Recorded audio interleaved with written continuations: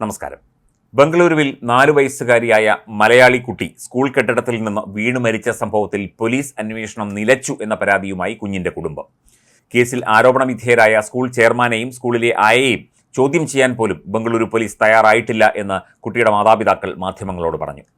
കേസിൽ നിന്ന് പിന്തിരിയാൻ school principal പല വഴികളിലൂടെ സമ്മർദ്ദം ചെലുത്തുന്നുണ്ടെന്നും മാതാപിതാക്കൾ കുറ്റപ്പെടുത്തി. കുഞ്ഞിന് നീതി കിട്ടാൻ ജസ്റ്റിസ് ഫോർ ജിയന്ന എന്ന പേരിൽ നവമാധ്യമ ക്യാമ്പയിൻ തുടങ്ങിയിരിക്കുകയാണ് കുടുംബം. മകൾ എങ്ങനെ മരിച്ചു എന്ന ചോദ്യത്തിന് വിശ്വസനീയമായ ഒരു ഉത്തരം കിട്ടാതെ വിഷമിക്കുകയാണ് ഈ കുടുംബം.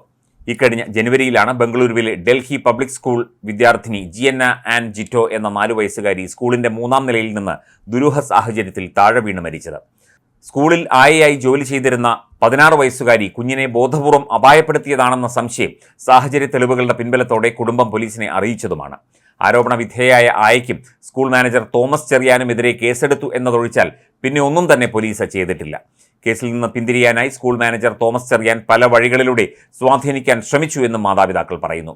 കർണാടക DGP അടക്കം നേരിൽ കണ്ടിട്ടും ഒന്നും സംഭവിച്ചില്ല. കുഞ്ഞിന് നീതി കിട്ടാൻ കേരളത്തിലെ സർക്കാർ തലത്തിലും രാഷ്ട്രീയ പാർട്ടികളുടെ തലത്തിലുമുള്ള പിന്തുണയും തേടുകയാണ് ഈ മാതാപിതാക്കൾ. കുഞ്ഞിന് അപകടം പറ്റിയത് എങ്ങനെ എന്നതിൽ ദുരൂഹത തുടരുകയാണ്. സ്കൂൾ അധികൃതരുടെ വിശദീകരണത്തിൽ വൈരുദ്ധ്യമുണ്ട് എന്ന ആക്ഷേപം പുറത്തു വന്നിരുന്നു. കുഞ്ഞ് കളിക്കുന്നതിനിടയിൽ മുകളിൽ നിന്ന് വീണു എന്നാണ് ആദ്യം സ്കൂൾ അധികൃതർ പറഞ്ഞത്. പിന്നെ സ്കൂളിന്റെ 2-ാം നിലയിൽ നിന്ന് താഴെ വീണെന്ന സ്കൂളുകാർ മാറ്റി പറഞ്ഞു. പിന്നീടാണ് 3-ാം നില എന്ന് പറഞ്ഞത്. അതേസമയം ആദ്യം കൃത്യമായി ചികിത്സ നൽകാനോ മികച്ച ആശുപത്രിയിൽ കൊണ്ടുപോകാനോ സ്കൂൾ അധികൃതർ തയ്യാറായില്ല എന്ന് അച്ഛനമ്മമാർ ആരോപിച്ചിരുന്നു. പിന്നീട് മാതാപിതാക്കൾ എത്തിയാണ് കുഞ്ഞിനെ ബംഗളൂരുവിലെ ആസ്റ്റർ CMI ആശുപത്രിയിൽ എത്തിച്ചത്. അപ്പോഴേക്കും കുഞ്ഞിന് മസ്തിഷ്ക മരണവും സംഭവിച്ചിരുന്നു.